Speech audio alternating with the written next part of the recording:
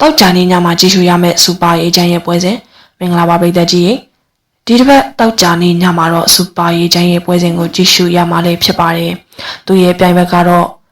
WBA အာရှမှာစူပါလိုက်ဝိတ်တန်းရဲ့ဘောက်ဆင်ချန်ပီယံဆန်အာတစ်ဆိုတဲ့သူတစ်ယောက်ဖြစ်ပါတယ်ပြောရမယ်ဆိုရင်တော့ဆန်အာတစ်ကရော့ထန်ရဲ့ရောက်ခါလေးဖြစ်ပါတယ်သူဟာ19ပွဲထိနိုင်ပွဲဆက်ထားပြီးရှုံးပွဲလုံးဝမရှိဘူးသူပါဘောင်စင်သမားစစ်တစ်ယောက်ဖြစ်ပြီးတော့လက်တီထိုးချက်ကလည်းအရန်ပြင်းထန်ပါတယ်ပြီးတော့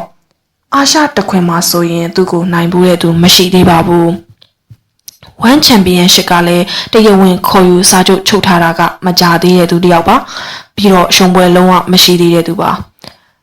ဆန်အာတစ်ကလည်းပထမဦးဆုံး1 championship မှာထိုးမဲ့ပွဲဖြစ်ပြီးစူပါရေးချမ်းကလည်းကစ်ပေါင်စီဘက်ကိုပြောင်းပြီးပထမဦးဆုံးထိုးမဲ့ပွဲပါရော့ထန်ရဲ့ရောက်ဖက်ကတော့ဒီပွဲမှာသူရှုံးလို့မဖြစ်ဘူးလို့ပြောလာပါတယ်ပြောရမယ်ဆိုရင်ဒီပွဲကကစ်ပေါင်စီပွဲဖြစ်ပါတယ်ဆန်အာတစ်နဲ့စူပါရေးချမ်းနှစ်ယောက်စလုံးအတွက်အခက်အခဲရှိနိုင်ပေမဲ့လည်းစူပါရေးချမ်းအတွက်ပို့ပြီးတော့အခက်အခဲရှိလာနိုင်ပါတယ်ပြိုင်မဲ့ဖိုက်တာကအရန်မြန်တယ်လို့လက်တီထိုးချက်ကလည်းအင်မတန်ပြင်းထန်ပါတယ်ကစ်ပေါင်းစီလက်အိတ်တွေကြီးနဲ့ထိရင်တကယ်မလွယ်ပါဘူးပုံမှန်လက်အိတ်အပါးတွေထက်ပိုပြီးတော့အထိနာမဲ့ပွဲပါ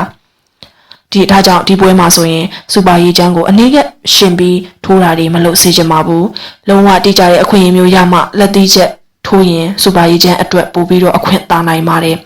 တခြားအချိန်တွေမှာဆိုရင်တော့လက်လုံးဝမချဘဲနဲ့ကက်လောအောင်ကပြီးအောက်ခြေကန်ချက်အမြင့်ကန်ချက်နဲ့ဒူးတိုက်ချက်တွေနဲ့ပဲအမှတ်ယူပြီးကစားရင်စူပါရေးချမ်းအတွက်ပိုပြီးအသာရနိုင်ပါတယ်စူပါရေးချမ်းလဲလက်ဝိတ်မှာအဆင့်တစ်ခုအထိရှိနေပြီးဖိုက်တာတစ်ယောက်ဖြစ်ပါတယ်ဆန်အာတင်ဟာဆိုရင်လဲဘောက်ဆင်လောကမှာကမ္ဘာအဆင့်တစ်ခုအထိရှိနေတဲ့သူတစ်ယောက်ပါဒါကြောင့်ပြောရမယ်ဆိုလို့ရှိရင်တော့ဒီပွဲဟာဆန်အာတစ်ဘက်ကိုပို့ပြီးအလေးပေးထားတဲ့ပွဲဖြစ်တဲ့အတွက်ဘောက်ဆင်လက်အိတ်ကြီးတွေနဲ့လက်သီးချင်းရှင်ထိုးတာမျိုးတွေမလုံးမိဖို့စူပါရေးချမ်းပို့ပြီးတတိထားဖို့လိုပါတယ်စူပါရေးချမ်းဟာဆိုရင်လဲခြေကန်ချက်တွေနဲ့ဖြိုနိုင်စွမ်းရှိတဲ့သူတစ်ယောက်ပါဒါကြောင့်ဒီပွဲကိုပရိသတ်ကြီးအားလုံးအတူတူအားပေးပြီးစူပါရေးချမ်းအတွက်အားပေးစကားလေးတွေပြောပေးကြပါဦး